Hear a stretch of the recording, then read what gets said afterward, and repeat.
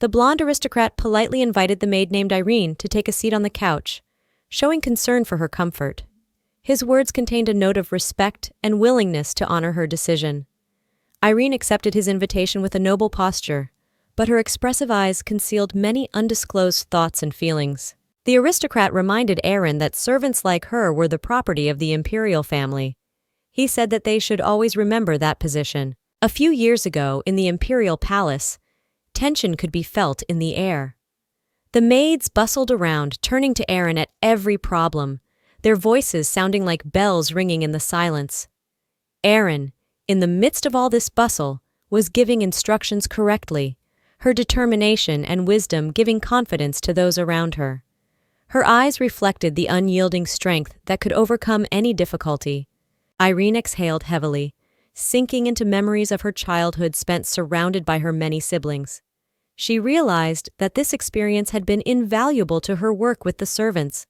Her eyes flashed with recognition of how every moment of her past had been instrumental in shaping her skills and understanding of people. Because Irene's father died in the war and her mother was seriously ill, she was responsible for feeding the family. These harsh circumstances made her strong and persistent, forcing her to take on the burden of adult responsibilities from an early age. These experiences shaped her character and principles, making her determined to achieve her goals. The daily struggle to survive on a village wage was not easy, and so Irene did her best to become a maid in the imperial palace. Now in the capital, she was grateful not only for a more generous salary, but also for the opportunity of a new life. This experience has strengthened her spirit and taught her to appreciate every little thing, giving her the satisfaction of new opportunities and prospects. Lauren Veronica, Princess of the Empire, whose whims Irene serves, expressed her gratitude to the maid for her promptness and exceptional ability to handle the tasks at hand. This recognition from the princess was a testament to Irene's professionalism and dedication in her service. Lauren Veronica declared that Irene was her savior, to which the maid humbly bowed, replying that Her Highness was merely flattering her. The Princess of the Empire was walking down the corridor accompanied by her servants when she suddenly remembered that her second brother, whom Irene had not seen yet, would be returning soon.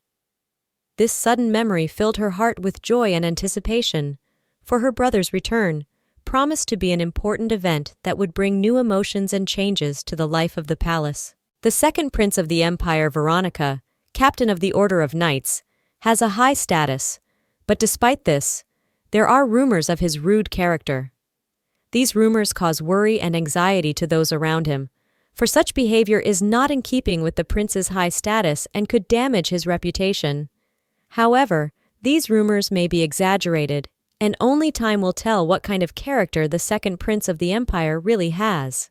Lauren was walking, expressing her hope that her brother would not be involved in a conflict with His Majesty during the banquet with the emperor, and suddenly stopped.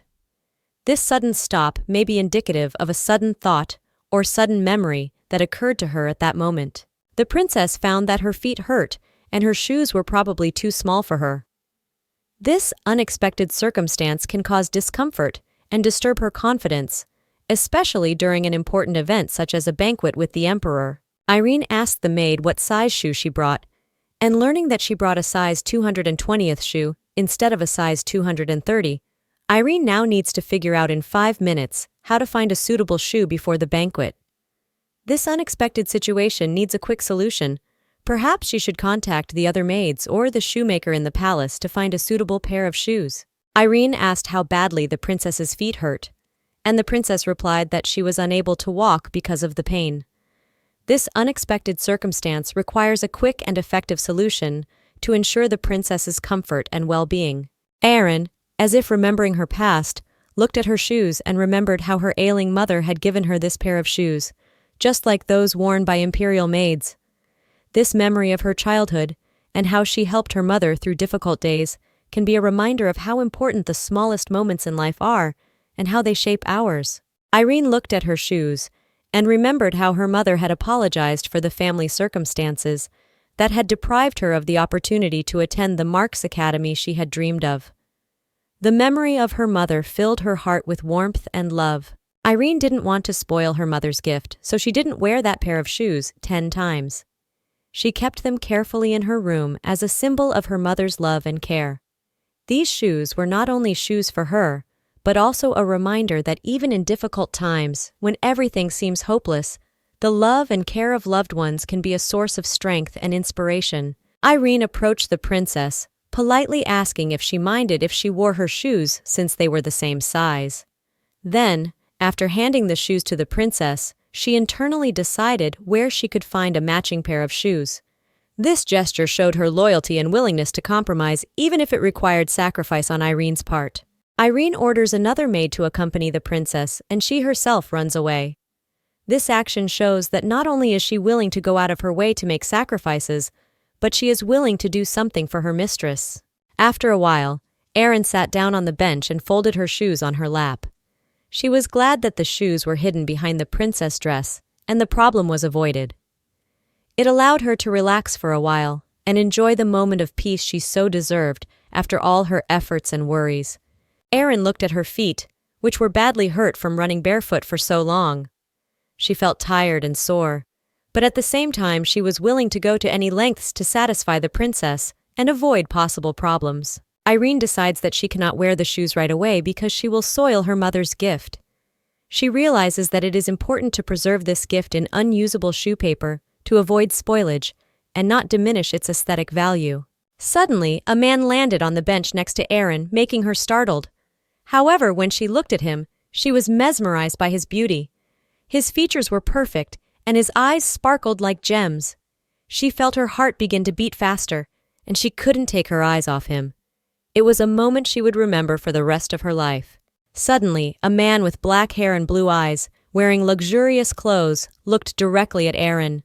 He was the perfect man, and his presence made her heart beat even faster. They exchanged glances, and each glance was like a shock that drew them to the events. Suddenly, that guy shouted at the maid when he noticed her staring at him for a long time.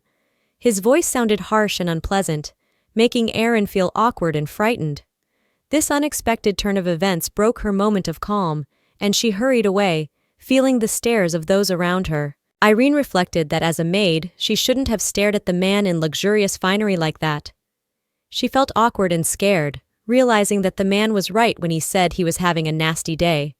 At the same time, the man continued to swear into the air about his nasty day, not noticing that his words were causing her additional discomfort and awkwardness. While Irene couldn't find the courage to leave, a breeze blew in, bringing with it the scent of forget-me-nots. She wondered if the scent was coming from that guy or somewhere else. She inhaled the scent and felt it fill her lungs with freshness and calmness. It was the moment when she realized that even in the most difficult situations, when everything seemed hopeless, there was something that could bring comfort and hope.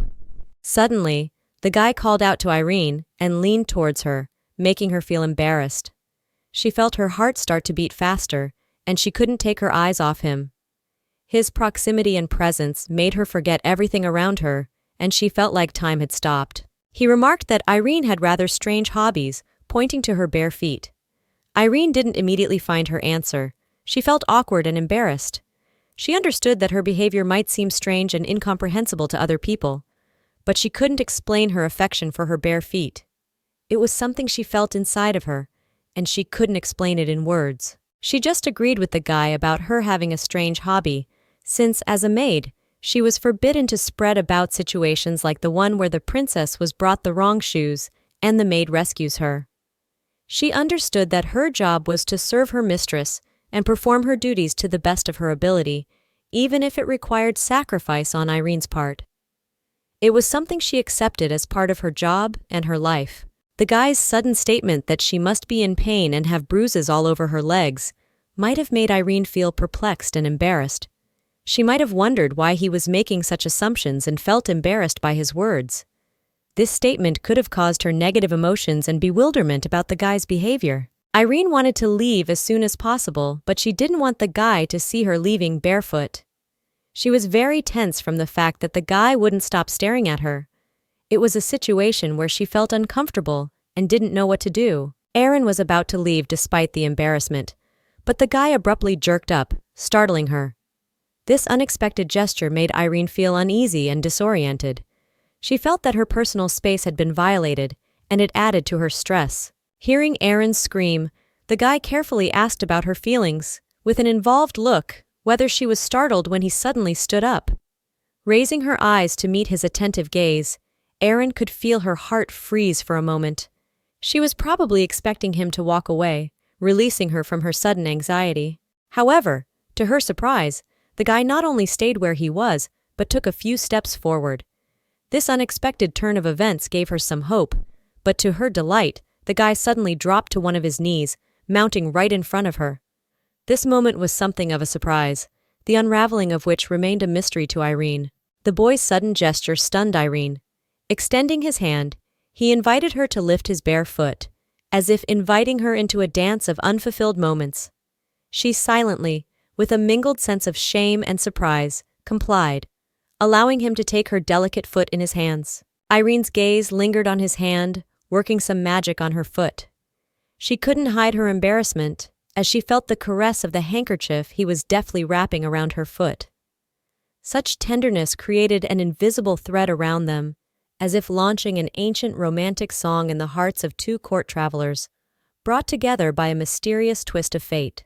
Suddenly realizing the extent of the guy's concern, Aaron tried to prevent this unexpected act of caring from continuing, but his insistence sounded like an unwavering decision, like a melody that had already sounded in his heart. Confusion enveloped Irene like a soft blanket, for no one had previously shown such careful interest in her comfort.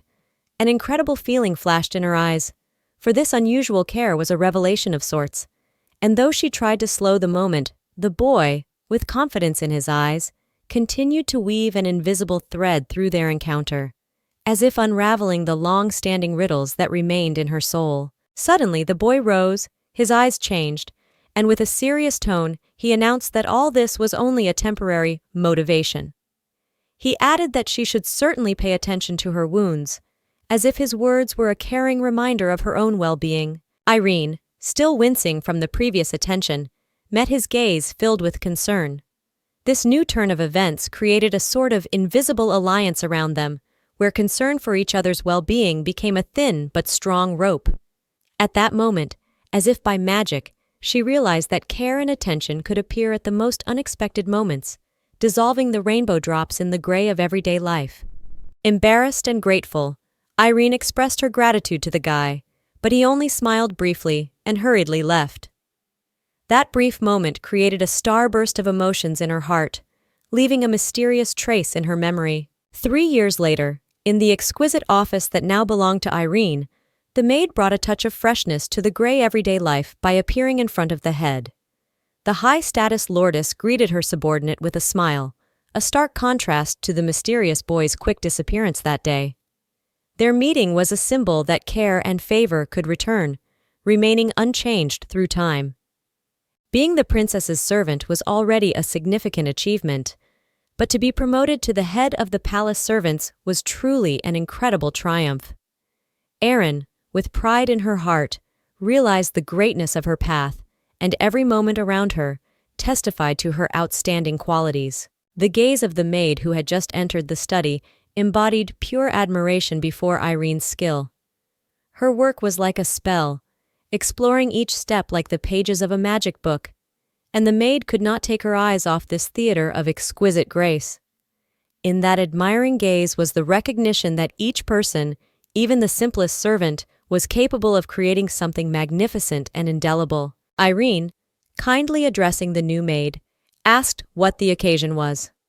The young maid, with a twinkle in her eye, replied that the suit for the crown prince that Irene had ordered had already arrived. Excited and wanting to act in accordance with her high status, she asked, "What should I do next?" Erin, in turn, suggested with a smile that it was possible to take the suit directly to the crown prince's study. However, the answer caused some surprise to the maid, who could not hide her amazement and said that usually such things were not carried to the room where the crown prince was preparing, but to a special place for such deliveries. At Veronica's royal palace, Crown Prince Evan noted, sighing, that he thought everything would go smoothly with dinner, but now he had another appointment penciled in. The prince's hectic schedule had him struggling with time constraints, and each new turn created unforeseen challenges. Irene, carefully selecting the fabrics for the crown prince's suit, reassured the prince with words about his reliability. She emphasized that everyone around her considered Crown Prince Evan a model of reliability and responsibility. This brief conversation was another chord in the multifaceted relationships that intertwine in the mysterious world of Veronica's palace. Irene, despite her worries about the suit for the crown prince, continued her thought.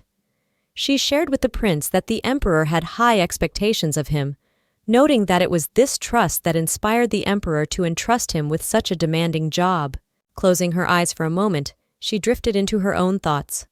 Facing reality, Irene realized that the more responsibilities the crown prince had, the busier her own workload became. Nostalgically recalling the time a year ago when she had to take care of the princess, she felt it had been easier then, but the light of wisdom gained through time and change flickered in her eyes. In the country's united rush for progress, Irene is insistent that she must not remain backward. Her desire to move forward permeates not only her personal life, but also her service to the royal palace. She sees herself as part of a larger mechanism, where every link matters and every movement brings its share of contribution to the common goal. The news that His Majesty Theo would be arriving today was brought into the room. Irene, stunned by this unexpected news, instantly became thoughtful. Her inner world was filled with excitement and questions. The guy carrying the news added to the mystery of the news by clarifying that the second prince, the captain of the Order of Knights, was arriving. In that instant, questions rang in her heart as to what changes this unexpected turn would bring with it. 3 years ago, the Veronica Empire was on the brink of danger, under attack by barbarians with the support of the Silverini Empire. This dark period brought a test not only for the empire itself, but also for its second prince. Entering the battle, he bore the burden of defending his homeland. Despite his successful resistance, the second prince was wounded, forcing him to be sent to a secluded temple for treatment. Evan, feeling lighthearted upon learning of his brother's return. After all, it would be the first meeting in 2 long years. The joy of the upcoming reunion overcame the shadow of pain and loss in the past, and hope for a prosperous future lit up in the prince's eyes, ready to embrace his blood brother again after so many difficulties. The astonished lad who carried the news could not hide his amazement at the fact that the rumored serious wounds of the second prince had been swept away by time in just 2 years.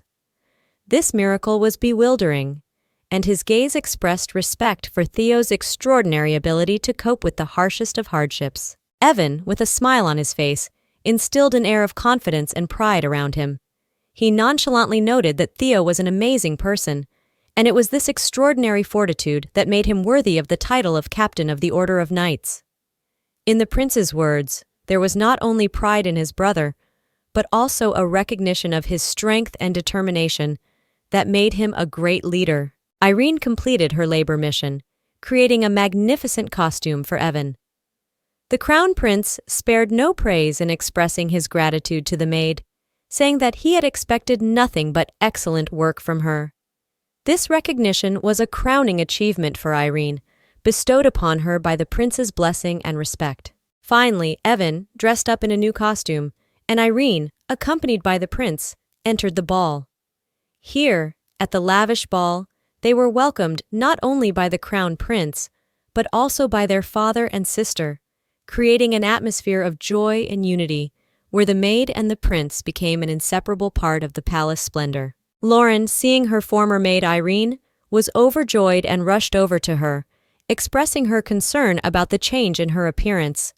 She, doubtful that Irene's weight loss had made her the object of Evan's torment, began to suggest that the head of the maid should return to her service. Evan, faced with such accusations, asked why Irene should go back to Lauren. Lauren responded by claiming that Evan's relationship with Irene was worse than his relationship with her. Lauren's words created even more tension in the patsy, and each reference to the past became a source of ancient resentments and secrets. Smiling back at Lauren, Irene thanked her in her heart for the care she had shown her. At the same moment, however, she realized that the crown prince was compensating her with far greater rewards. This inner conflict remained unspoken, but it bound her closely to the reality of the complex relationships on the palace stairs. The topic of Theo's return suddenly came up, causing displeasure for Lauren, who grudgingly inquired if their brother was truly healthy. The question revealed fears and anxieties in the family relationship, leaving a shadow of uncertainty in the air regarding the prince's future and health.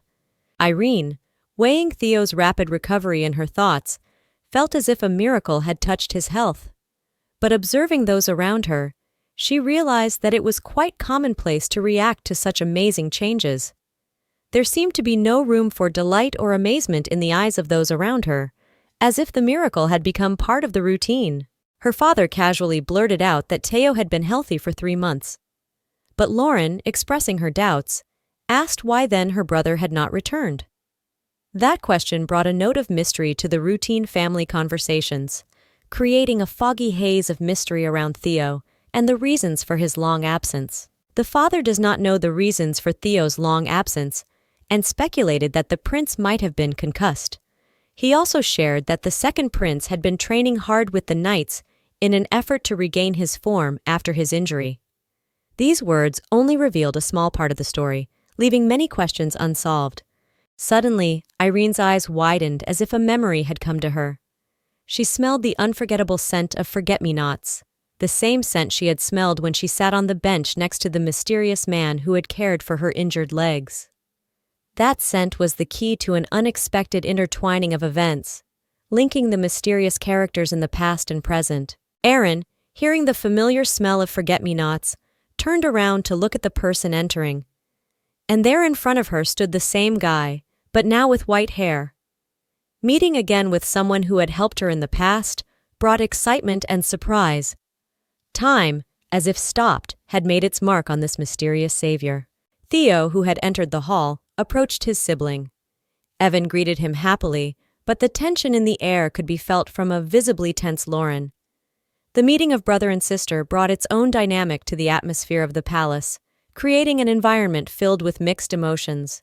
His father, concerned about Theo's health, asked him if he was really healthy. Theo, rising in respectful response, knelt down and assured him that he was completely healthy, thanks to the love and support of his family.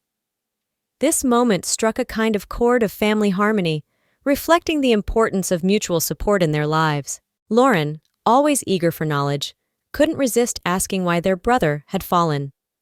Evan, with a smile on his face, stated that it was part of the etiquette of knights to learn from, and emphasized his words to Lauren. This interaction became not only a family exchange of wisdom, but also a light tutorial in knightly ethics. Irene could not tear her gaze away from the second prince, realizing that this was the same man whose white hair and unforgettable scent of forget-me-nots made him inexpressibly familiar.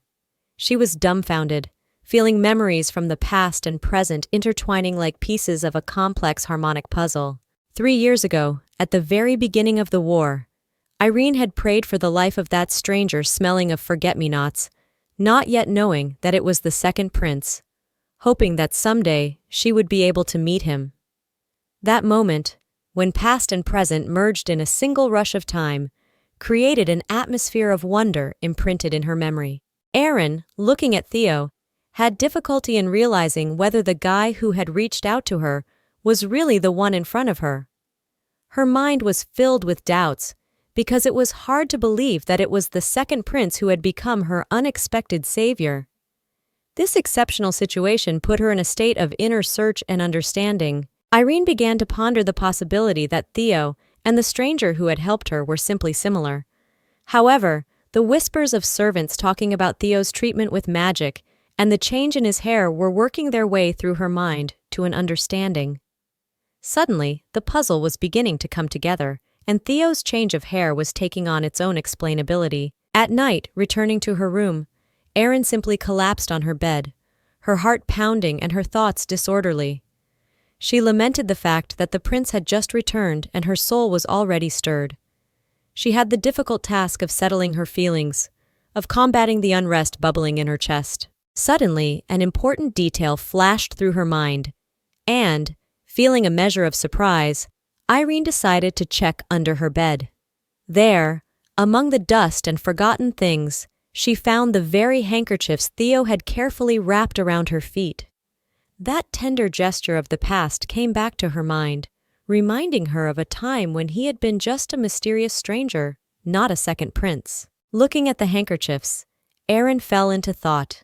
She recalled how she had previously assumed that Theo, who had helped her, was a nobleman, but had never assumed that he was the second prince of the empire. This realization made her reconsider her ideas about the past and take a new look at someone who was once just a stranger. Thinking about it, Irene felt her heart fill with complicated feelings. She wished she could forget about her emotions, because a mere servant girl, in her opinion, didn't deserve to feel anything for a member of the royal family. But her inner conflict kept her on her toes, leaving many unanswered questions. As she tried to calm her heart, she could still feel the aches and pains coursing through her soul. Emotions boiled inside, and even the most persuasive arguments couldn't quell this internal storm. The next morning, Irene decided to deal with another issue by calling Evan over to her. His suit was too big, and she assumed that the measurements between the brothers might have been mixed up. So she asked Irene to check and go to the second prince to clarify all the measurements and prevent any mistakes from being made in dressing the crown prince. Irene, having already agreed, suddenly felt her heart sink. She realized she was on her way to the second prince, the man whose influence on her feelings she tried to hide even from herself. Confusion and vague emotion made her question Evan, as if she were afraid of making the wrong choice. Hearing the confirmation, Irene nodded again, but the gesture was accompanied by a noticeable stutter and a blush blooming on her cheeks. Reluctantly, and with a jumble of feelings, she made her way toward the second prince, leaving Evan in a state of misunderstanding in which unspoken questions and unspoken feelings simmered. Gathering her last vestiges of resolve, Irene knocked quietly on the door of Theo's room. She said that she had come on an errand for Crown Prince Evan, her words coming out with a tremor in her voice, as if she were trying to make sure she was right. Inside the room was empty, and upon discovering this, Irene felt an inner lightness. She approached the clothes she was about to inspect. Her fingers gently glided over the fabric, as if she wanted to feel the very energy of the prince in every fiber of the fabric. She was glad for his absence from the room, feeling it ease her inner struggle. Irene scrutinized the costume, making sure they were obviously mixed up. Her fingers rested on the fabric, as if she could see some hidden message in the mess. Confusion mixed with a hint of amazement when it became clear to her that Theo and Evan's costumes were in the wrong hands. Uncertainly taking Theo's shirt in her hands, Irene remembered the first time Mr. Theo had shown her care. The moment her fingers touched the fabric, moments of the care and warmth she had felt in his presence flashed through her memories. She swore to herself that her heart would remain steadfast, but in that moment, holding her shirt in her hands, she felt the vow slowly crumble like a restless wind caressing stable walls. It had been 2 whole years since Theo had last appeared in the courtyard. Perhaps his absence was due to the fact that his wounds from the war were so terrible. Irene looked up at the sky as if trying to read in it the answers to her anxious questions about Theo's condition. Then she inhaled the scent of the forget-me-nots that had soaked into the shirt that belonged to Theo. The scent was as familiar to her as the prince himself. She buried her face in the fabric, as if trying to find answers in every fiber of the fabric. But at that moment, she suddenly realized how deeply she was digging into the past, and embarrassed by her thoughts, she threw the shirt away resolutely, as if trying to banish the vague shadows that shrouded her thoughts. Fearful of her own decision, Irene cautiously began to look around, as if hoping that no one had witnessed her sudden impulse. Her inner fear of herself made her feel vulnerable, as if her own doubts were being examined under a microscope. However, bad luck accompanied Irene at this moment. At the entrance, like a shadow, stood the owner of the shirt, the white-haired Theo. Humbly leaning against the door, he simply watched the girl, his eyes gliding over every movement of her hands and every expression on her face. Theo's gaze was full of mystery, as if he could read her thoughts, but remained in silent expectation, like the evening wind bringing secrets. Irene, feeling the weight of his gaze, couldn't stand it, and finally turned to Theo. With careful caution in her voice, she asked how long he had been watching her. Theo, with a placated expression, replied that he had been watching since the moment Irene had taken his shirt and pressed it to his face. The realization that Theo had witnessed her private moment of weakness swept over her like a wave. Her eyes reflected the realization of how immodest and intimate her act had been in his eyes. As if betrayed by mortal shame, she apologized, feeling as if she had done something irredeemably awful. Under the pressure of not only Theo's gaze but also her own, Irene could not stand it, and as if thrown back by a wave of emotion, fled. Now she left Theo alone, standing motionless, as if her very departure were another moment he had foreseen. With a crimson face filled with embarrassment and fear, she dashed through the corridors, greeting the maids.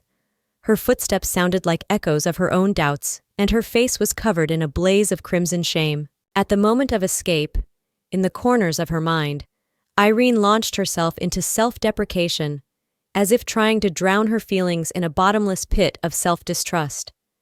Every step seemed like some agonizing step into the depths, into a zone where she could temporarily hide from the eyes that saw her weaknesses. Stopping, Irene leaned her forehead against the wall as if trying to get away from herself. Her mind was racked with worry, thinking about what Theo might think of her. The fear of his possible judgment was like a chain binding her to that wall. Comfort rang in her mosaic musings at the thought that Theo would probably be surprised and perhaps even appreciate her sincerity. But her doubts never left her, and she realized she'd be lucky if he could forget this moment. A slight calm had come, but vague thoughts that she had yet to fulfill the Crown Prince's task kept her on her toes. A whisper of self-confidence peeked through her decisions. She should be able to handle it.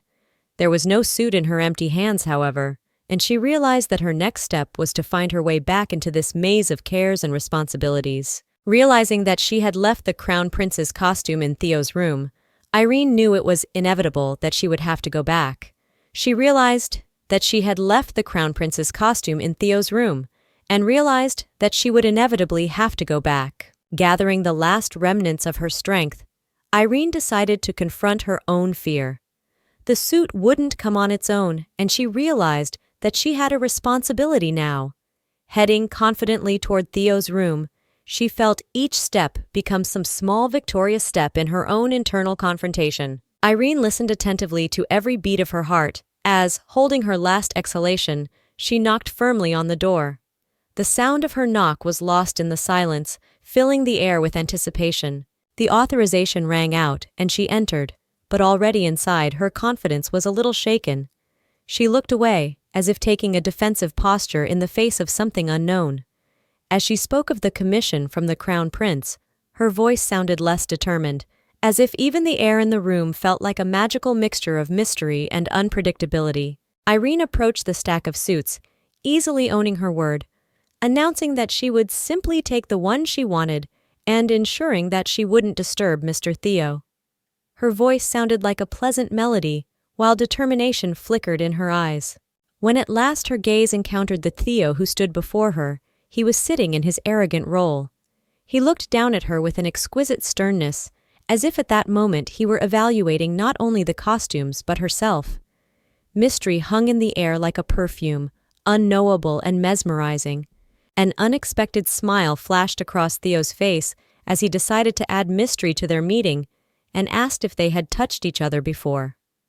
Irene, shaking herself from the sudden question, tried to remember if her memory had deceived her by keeping faces in the puzzle of the past. Theo, however, not leaving her in the dark, threw in another question, shattering the last shreds of her calm. "What were you doing with my shirt?" His words were like arrows aimed straight at her heart. Irene felt her pulse quicken, and she realized that the magic of this encounter was just beginning, believing that the answers could open the door to new mysteries and unexpected clues. In a moment of panic, Irene tried to puzzle out how to justify her actions. She felt uncomfortable at the thought that Theo might think her strange. She fumbled for words so she wouldn't give away her true feelings. Suddenly, her inner musings were interrupted by Theo's question about her name.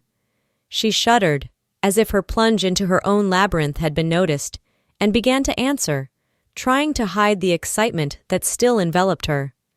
The question seemed somehow incredibly important, and at the same time emphasized the secret threads binding their destinies at this moment. Theo, slightly annoyed, tried to clarify his question, emphasizing that he just wanted to know her name, but Irene's eyes flickered with frightened uncertainty, and she dared, as if trapped, to ask why he wanted her name. But the next instant, Theo's face spread into a terrifying smile, onrushing the evening silence. That sudden change of expression startled Irene, and she felt something unknowable clench in her chest. Fear lingered in the air like the metallic tang of a wrong answer. In an instant she imagined the worst outcome, expecting punishment or humiliation, and her heart sank with the anticipation of not knowing what would now be next. Irene, in a moment of realization, remembered her true position as a servant. Her being was subordinated to one supreme purpose, integral to her destiny. An inner voice reminded her of her master's unquestioning authority and the impossibility of resisting his will. Theo, while her thoughts transformed into confused prayers, mockingly remarked that even saying her name was proving to be a challenge for her. He suggested that perhaps Irene had intended to harm his brother by tending to his clothes. The sarcastic smile on Theo's face seemed to unleash a wave of resentment and anxiety on Irene. Irene backed away from Theo in fright, staring down at him as if her eyes could shield her from the anger coming down on her. The excitement in her chest was like a dark maelstrom pulling her into the abyss. She hadn't expected that meeting her lord would bring such an unexpected threat. Theo bent over her, frowning his eyebrows. His eyes sparkled with interest when he noticed Irene's head of servants badge. His words were like a chilling stream. "The head servant badge is a rare thing. There aren't more than a dozen of them in the entire palace. I don't think you'll escape from the answers with impunity." This promise of unraveling a mysterious situation intensified the trembling in her body, as if foreshadowing the inevitability of what was yet to be revealed. Irene lowered her gaze in embarrassment and wallowed in the hope that Theo might overlook the complexities of her situation. She prayed that this moment of her life would remain hidden under the veil of ignorance. Theo, while his gaze remained insistent and even contemptuous, repeated his question. "So, what's your name?" His voice was like a chilling wind, squeezing the last drops of confidence from Irene's soul. In that moment, she realized that even her very name was now a hostage to her circumstances. Irene was embarrassed to say her name, Irene. In response to her confession, Theo only smiled, as if solving an unknown puzzle. Irene felt a bad feeling in her soul, like a foretaste of the storm that was slowly gathering in her heart. After a while, Theo reappeared in Crown Prince Evan's office. A sly playfulness flashed in his smile, and his hand waved like a cheerful farewell. Irene could feel the secret slowly being revealed, and her fate remained like a book not yet read all the way through. Irene, with exquisite movement, poured tea for the Crown Prince, while invisible threads of foreboding hovered in the air. Something unseen flickered in her gaze, like a foreshadowing of an unpleasant conversation. She felt the fabric of fate begin to slowly unfold in an unexpected direction. Evan, meanwhile, watched the scene with bewilderment. His gaze reflected anxiety, unanswered questions. Not understanding what was going on, he turned to Theo, asking a question about his acquaintance with the mysterious Irene. Theo, taking his time, replied that he knew the woman as the Crown Prince's personal servant.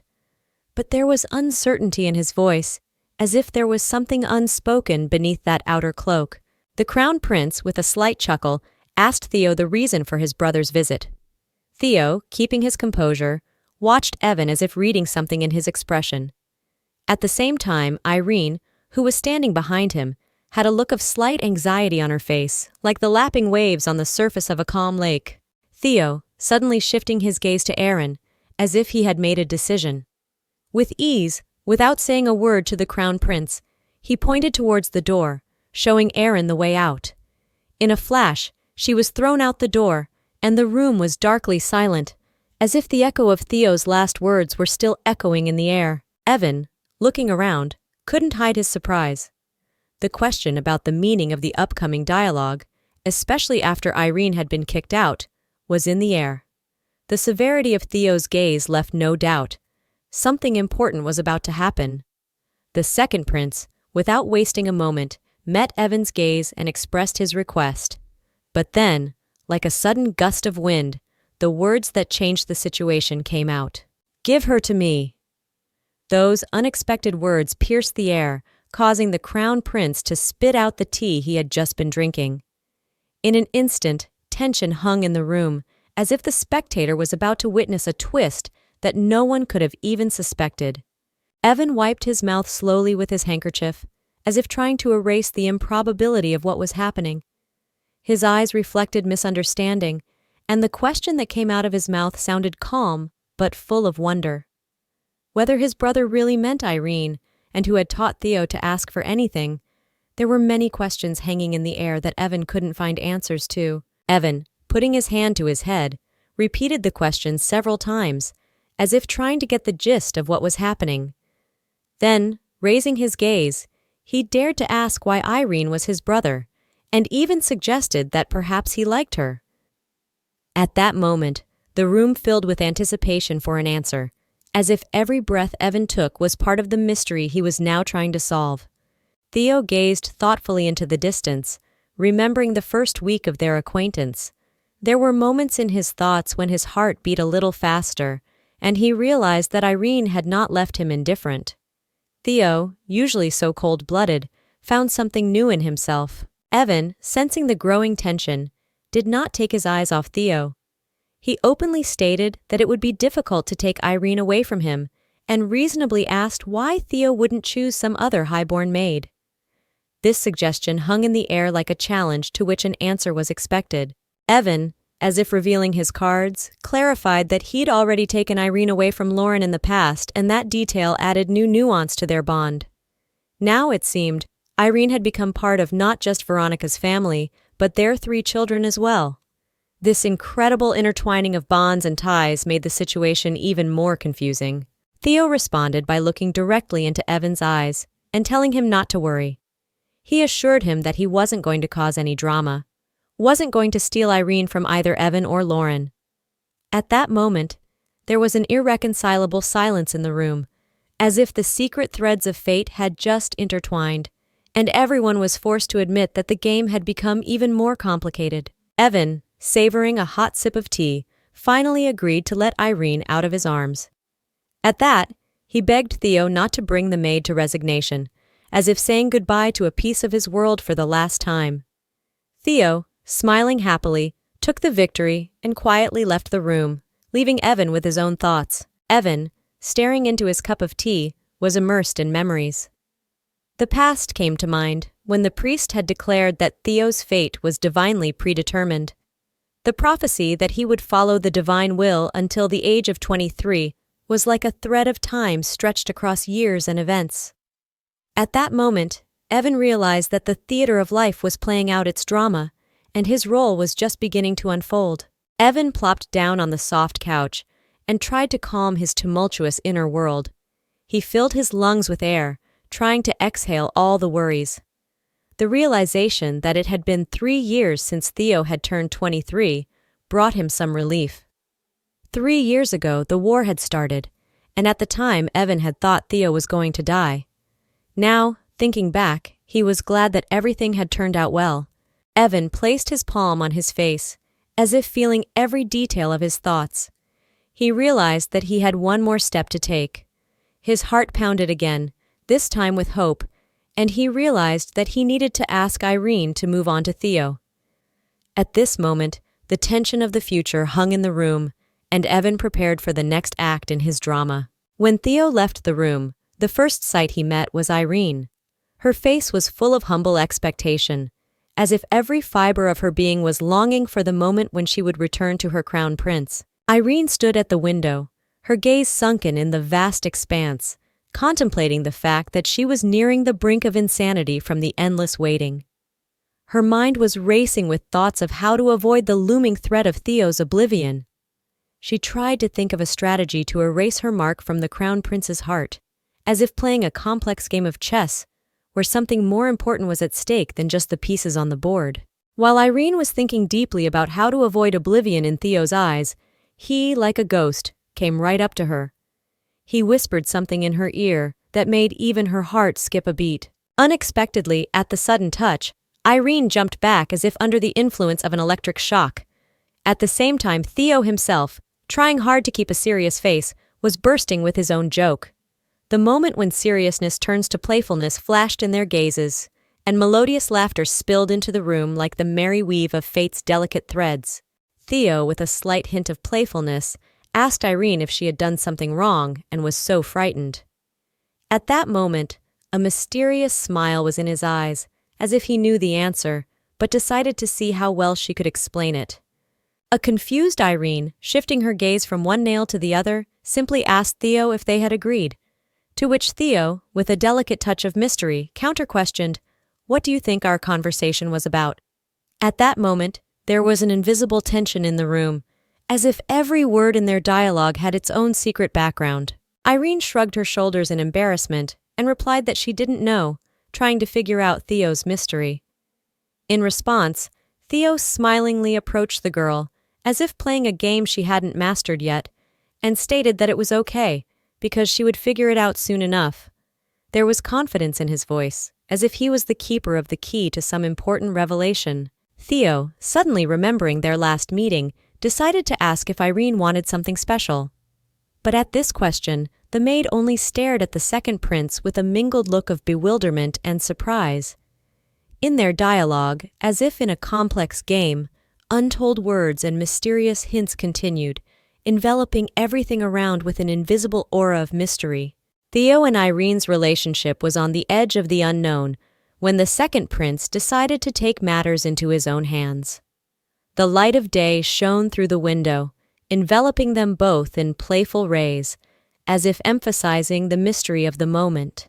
Theo's voice, invisibly emphasized by a light breeze, raised a question that hung in the air like a thin haze. Irene, panic-stricken, tried to dodge the answer, like a bird feeling the hunter's stare. She shivered, fighting the excitement, trying to maintain her last foothold in this whirlwind of emotions. Theo, however, was not going to back down so easily. Confidently running his finger over Irene's lips, he created an invisible barrier that only added to the mystery of their encounter. "Even me?" With a sharp question, the prince broke the silence, as if challenging the mysteries weaving around them. At that moment, time slowed, and the light of the rays made that question a moment that could change everything. Irene couldn't escape the feeling that the whole world was closing in on her, as if a hole in reality had opened up. Her gaze, full of wonder, couldn't take her eyes off Theo, whose actions had suddenly turned her world upside down. She stood there, gripped by fear and terror, and it seemed to her that even the smallest movement could shatter this fragile moment. Meanwhile, noticing Irene's reaction, Theo felt some inner uncertainty. He stood beside her, as if trying to soften the tense situation, and thought for a moment. A shadow of doubt flickered in his eyes, as if he realized that his actions might have been excessive. In silence, he pondered his action, while Irene tried to figure out what had happened and how to reconcile the new reality with what she had known up to that point. Theo, being straightforward and decisive, decided to change his approach, as if to reformulate the question. Suddenly, he asked Irene if she would like to spend the night alone with him, adding that this way his proposal should be clearer and more understandable. Irene, as if flying into a strange world of incomprehension, covered her ears in embarrassment, trying to avoid what had just transpired. Her eyes read panic, and she fumbled for an answer to the question that weaved through the air. Theo himself, puzzled by Irene's reaction, didn't understand why she was covering her ears. In his mind, he was simply offering a clearer option, but to the girl, those words were like a menacing echo of something she wasn't ready to perceive.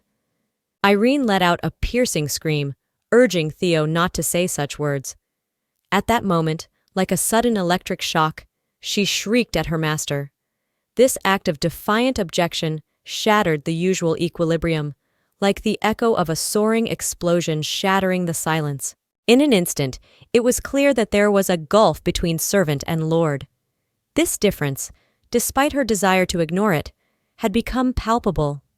In a world with clear boundaries and roles, Irene realized how difficult it was to break the invisible barrier between her and Theo, no matter how much she wanted to. Irene vowed to herself to remain a loyal servant to Crown Prince Evan, to maintain her place in the hierarchy, and not to interfere with Theo's affairs. She was aware that her heart languished under the influence of the second prince, but she proudly carried her status as a servant despite the difficult choice. Nevertheless, Theo, like a magnet, continued to pay her his attention. His gaze, like an invisible beacon, pierced the barriers of status and rose above the rules. Irene, in her inner struggle, felt the second prince slowly creeping toward her heart, like a mysterious wind breaking the destined path. In an unexpected moment, Theo decided to challenge the dumbfounded Irene by inviting her to ask a question. Like a whirlwind of unexpected events, he took her hand with an ease that reminded her how fragile the boundaries between servant and prince were. With a soft glance at her, Theo asked the question at the heart of their complex interaction. Why was she acting this way? This question, like a key, opened the door to her inner world, forcing Irene to face what was locked away in her soul. At that moment, even the softness of his words took on a special meaning, for they were speaking not only as servant and master, but as two human beings whose fates were entangled in threads of mystery and attraction. Irene, stunned by the unexpected question, felt unable to find an answer. Her gaze wandered over Theo's face, as if she were looking for a clue in his eyes. Her heart was beating harder, and she realized that this question touched something deep and unknown in her soul. Gathering the last drops of determination, she finally found the strength to ask her own question in response. With incredible courage, she asked why Theo felt this way about her. That question, like a key to the mysteries of their bond, sounded like a challenge thrown at the heart of a moment that could change everything. Irene looked away in embarrassment and sank into thought, realizing that she couldn't hate the attention from the man she truly liked. Everything about this situation was on the edge of the irrational, and she felt the thin silk of her decisions being torn apart. Irene's words spilled out of her like the cry of a soul trying to find a foothold. She embarrassedly told Theo that he himself was asking if she wanted to sleep with him, and somehow kept saying strange things. At that moment, Theo's hand denied her arm, as if creating a physical boundary between them, like a reflection of that invisible wall that stood between their worlds. Theo scratched the back of his head awkwardly and entered into a rather sensitive conversation. After saying that he liked Irene, he asked if she knew of any other reasons why people might exhibit such strange behavioral traits. There was uncertainty and sincerity in the question, as if he himself was trying to unravel the mystery of his own feelings. Confused and trapped by this unexpected moment, Irene only asked what exactly Theo liked about her. Her words sounded like a quiet whisper in a world of questions they were both trying to find answers to, teetering on the edge between inhibitions and desires.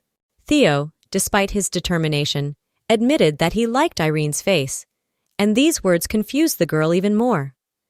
There was a mysterious pause in the air, and as if by magic, the prince suddenly fell silent.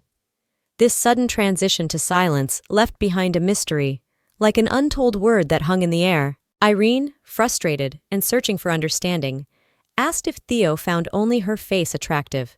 In response to her question, the other prince, perplexed, asked, "Isn't that enough?"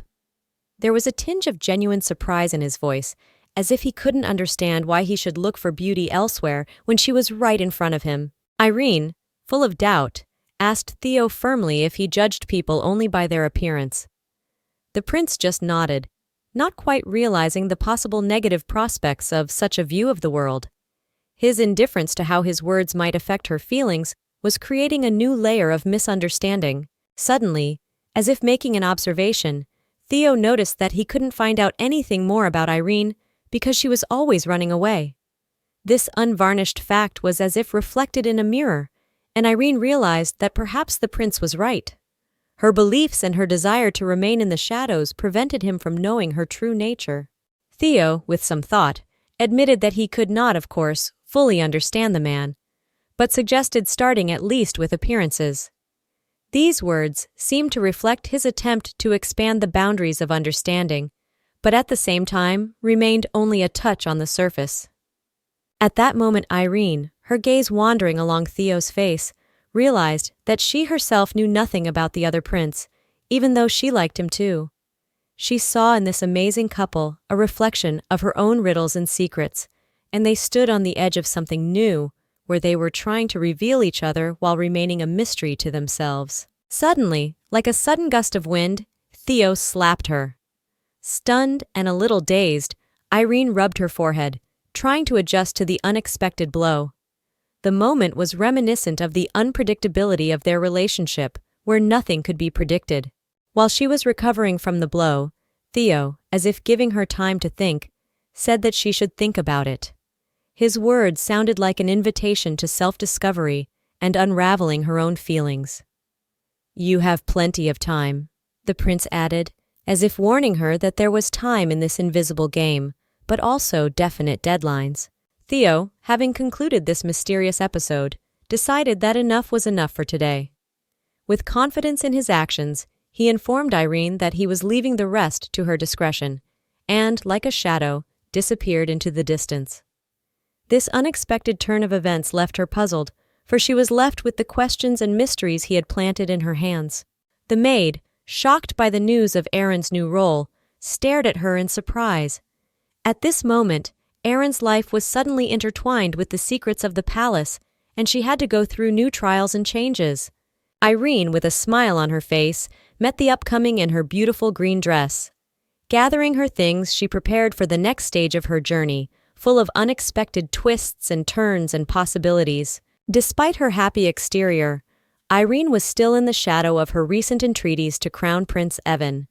She begged him not to put her at the disposal of her brother, second Prince Theo, and was even willing to continue serving as his personal servant. Evan, with the face of an angel, raised his hand as a sign that he could not interfere with his brother's will. His voice sounded soft, but with an invisible patina of inevitability. He warned Irene that, knowing Theo, it was too late to change anything. If Theo had decided to take her as one of his maids, nothing could interfere with his determination. Finally, Evan comforted Irene, saying that she had nothing to worry about, because Theo wasn't the kind of man who looked at every detail. From his words, it seemed as if the second prince wasn't very picky. Evan's words didn't comfort her, as remembering them made Irene feel almost like she was on the verge of tears. She realized that the problem was that Theo didn't just want her on his servant team. She didn't like the prospect of a close relationship with the prince, despite her liking for him. In this whirlwind of palace intrigue, she saw a dangerous development that could destroy their bond, turning it into a tangled tangle of complicated relationships. Suddenly, another maid entered the room, her eyes shining with mystery, as if she were the keeper of some great secret. With her lips twinkling with a smile, she shared with Irene the assurance that working for the second prince was something incredibly easy. Considering that Theo already has two maids, Irene would have virtually no work. These words seemed like they should have reassured Irene, but instead, they only increased her anxiety. Caution worked its way through her thoughts, for if she really didn't have to labor, why would Theo even want Irene? This mystery pulled at her like a darkness, forcing her to contemplate what might be lurking behind the sheen of those promises of carefree care. Since it was too late to change anything in this situation, Irene accepted the inevitable and immersed herself in her new role, carefully cleaning Theo's room. She became part of this palace where politics, intrigue, and love were closely intertwined. Suddenly, like a ghost, Theo crept toward her again, his footsteps rustling quietly on the floor. He whispered in her ear like the touch of an invisible wind. There was mystery in his voice, an insidious temptation as he asked if she had already thought about their past conversation. At that moment, a tense silence hung in the room, and Irene inwardly hesitated between the answer and the darkness of unsolved possibilities. Frightened, Irene felt her heart sink in her chest. She imagined that she had mentally prepared herself for this question, but she was not ready for such a quick test. The prince's gaze scanned her soul like a dexterous hunter, searching for the answer to her question. Realizing that the prince was aware of her feelings, Irene knew that she would find it difficult to refuse him. Waves of doubt and fear rippled in her inner world, and the only thing left to her at that moment was to avoid answering as if avoiding traps in the maze of her own emotions until she was ready to reveal her heart. While Irene's mind was spinning with thoughts of how difficult it was to love a man like Theo, his hand was suddenly around hers, the one she'd used to dust the room. His touch was unexpected, like a wind of change caressing her skin and simultaneously shrouding her soul in uncertainty. Theo's fingers slowly slid down her thighs like a dance of fate and folded right over her stomach, pulling Irene to him. At that moment, the room became silent, and their touch was a melody filled with tension and sweet suspense. Irene could feel her heart beating in unison with the rhythm of the moment, and love and fear intertwined in her soul, creating a unique moment that could change everything. Irene raised a confused look, meeting the eyes of Theo, who seemed to read her every thought. He admired her in silent admiration, as if her eyes held the answers to all the world's questions. The prince's hand moved smoothly up her neck like an invisible feather, and with a slight movement, he turned her chin toward him. The moment was filled with anticipation as Theo's lips began to move closer to hers. Their lips stopped in confusion just a few centimeters apart, like two alien worlds trying to get closer. The pink hues of their lips almost merged against their crimson faces, creating a moment of unspoken desires and unspoken words. Suddenly, Irene pushed the prince away, as if exploding inside with incomprehensible emotions. Theo only grinned, saying, "What a pity." His words sounded like a riddle, revealing only a part of what lurked in his thoughts. Their gazes met, creating a tense silence in the air, full of possibility and uncertainty. Irene looked away, realizing that from the beginning Theo had only been playing with her, manipulating her emotions in an effort to get her to make a quick decision. This deliberate play on her feelings made her see the complex intrigues of palace life in a new way. After a while, Irene delved into her work, aggressively filling out documents as if each piece of paper was a barrier between her and the situation. Her mind wavered with thoughts of how difficult it was to resist temptation, but within her, determination was awakening. Next time she was sure she would immediately refuse the traps that Theo was setting in her way. Although Irene wasn't 100% confident in her ability to deflect the temptation, she still believed that even the most impassioned person would find it difficult to remain indifferent if they were openly offered to sleep together. Suddenly her gaze fell on a document written in the ancient Almacht language. This language surfaced in her mind like a memory of the days she spent at the institution where she was preparing to enroll. Among the ancient signs and symbols, she found something that made her gaze linger. A sense of remembrance awakened inside, like a piece of a puzzle finding its place in the mysterious picture of her destiny. The language written on the ancient documents had long since faded, and Irene, deciding that they no longer held any value, stacked them in a pile to be burned. The flames that would consume these pages were like erasing moments from the past that seemed lost. As she wandered around the castle with the documents in her hands, Irene thought about how to get rid of Theo's attention. In the midst of these thoughts, her heart beat faster, as if it were being stirred by a storm. She wondered how to maintain her own space and integrity in a world where intrigue and emotion intertwined, and realized that if she didn't find the answer, her heart might stop under the influence of this complex game. Suddenly, Irene ran into an old acquaintance, Thelma, whom she hadn't seen since Irene had left Lauren's service to serve the crown prince. Her friends' faces met with excitement and joy, as if the time lapse of absence had instantly disappeared. Irene, trying to keep the conversation light, asked how Lauren was doing. Thelma replied with a smile that Her Majesty was doing well. At that moment, clarity flashed through Irene's soul like a sudden realization. She realized that despite the apparent calm atmosphere in the castle, Lauren, Her Majesty, was the one she really needed. In that instant, she realized that her own happiness and peace of mind was tied to whoever had been there for her during Lauren's days of service. Princess Lauren was extremely happy to see her old maid, and her face lit up with the warmth of the meeting. Immediately asking Irene to sit down, Lauren expressed her joy and interest by asking about her new life. Mr. Theo, as Irene had learned, had left for a meeting only 20 minutes ago, opening a short window to implement her devious plan. Erin realized that with 10 minutes to spare, she needed to seize this opportunity. She was going to arrange the cards so skillfully that Princess Lauren would once again want her by her side, making her her personal maid. A tension full of intrigue and opportunity hovered in this short period of time. Lady Lauren, seated on her throne, looked at Irene curiously, asking about her current affairs. The question of whether Evan was overworking her sounded a caring note in her voice. Concerned, Irene replied that she was now serving Mr. Theo. This answer was not only factual, but also tinged with anxiety. Lady Lauren, watching her former maid carefully, as if reading between the lines, realized that there was a change in Irene's life that might be worth talking more about. This news brought Lauren out of herself like a thunderous gust that brings bad luck. She slammed the teacup down on the chair, making a sound that expressed her inner storm, and shrieked about how dare the creep take Irene. Lady Lauren was so furious that she did not even realize which question she wanted answered first, when or why. At this moment, fierce sparks flickered in her eyes, and her heart seemed to give forth the sound of a thunderstorm charged with emotion.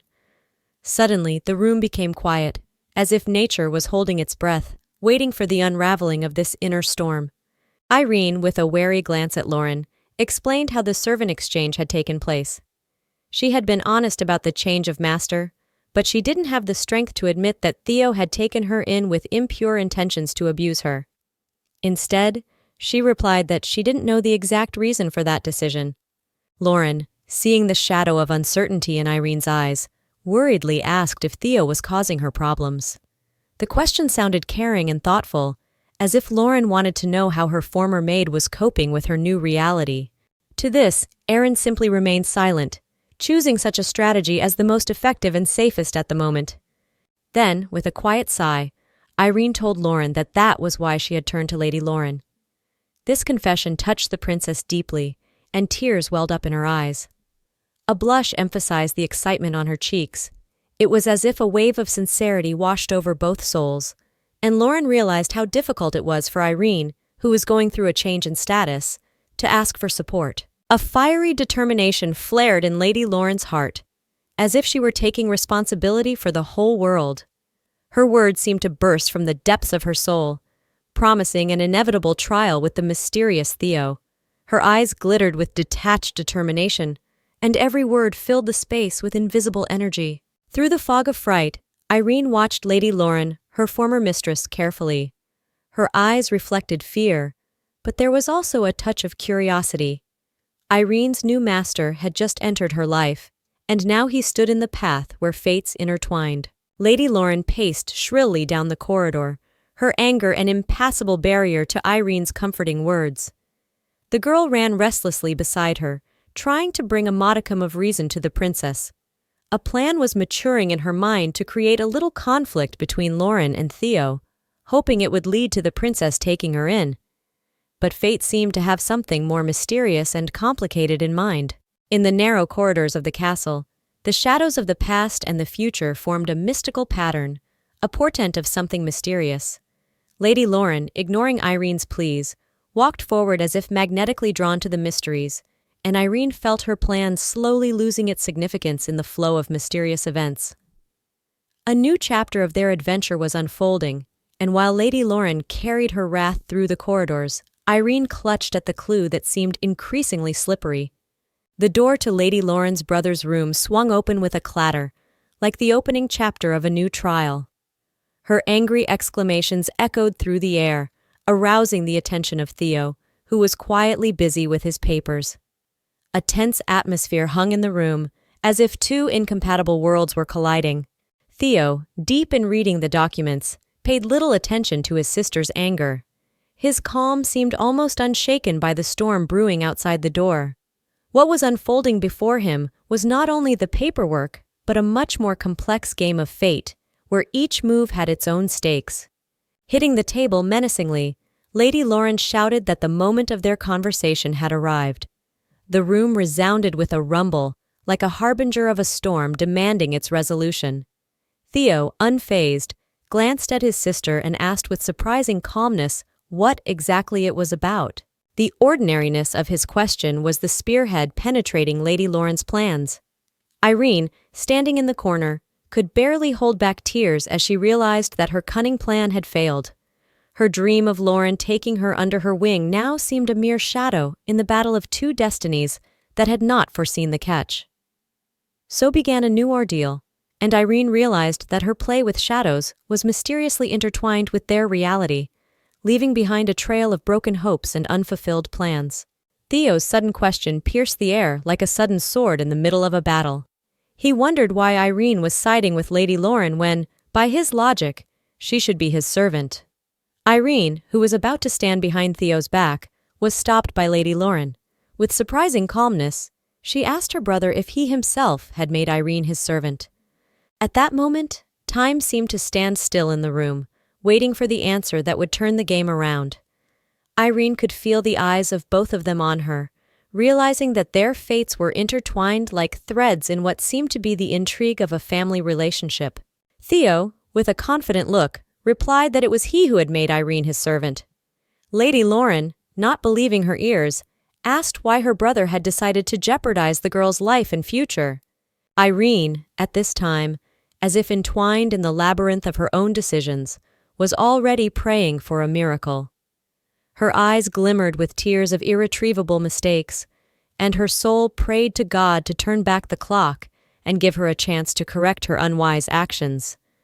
In that silent prayer was a plea for a second chance that could possibly change not only her fate, but the fates of those who were entangled in this tangled web of intrigue and error. Lady Lauren exploded with anger, declaring that all of Irene's suffering was because of Theo, leading her to seek help from the princess.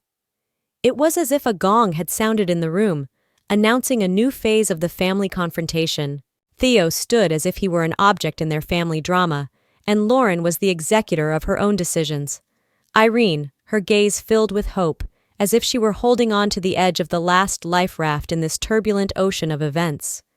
So a new chapter of their story unfolded, where Lady Lauren's words touched on the stake that brought Irene and the princess together, and each statement became a new twist in their troubled family saga. Lady Lauren demanded in a demanding voice that Theo give her Irene. The brother, however, ignoring his sister's anger, went directly to the maid herself, asking if she had any difficulties with him. Like a puppet in the hands of fate, Irene admitted that there was no problem. There was a kind of bitter resignation in her confession, as if she were willing to do anything to put an end to the endless mistakes and confusion of her own choices. Unable to get what she wanted, Lady Lauren left, leaving behind a whirlwind of unresolved family issues. Theo and Irene were left alone in the ominous silence of the room. Lauren, in parting, turned to her brother, warning him not to take offense at her former maid. At that moment, the air was filled with the intense energy of unspoken words and undeveloped feelings. Irene, drooping, stood in silence, her eyes reflecting the metamorphosis of her own fate. Theo, standing in the shadows, seemed to be left alone with his own decisions and the mysteries yet to be solved.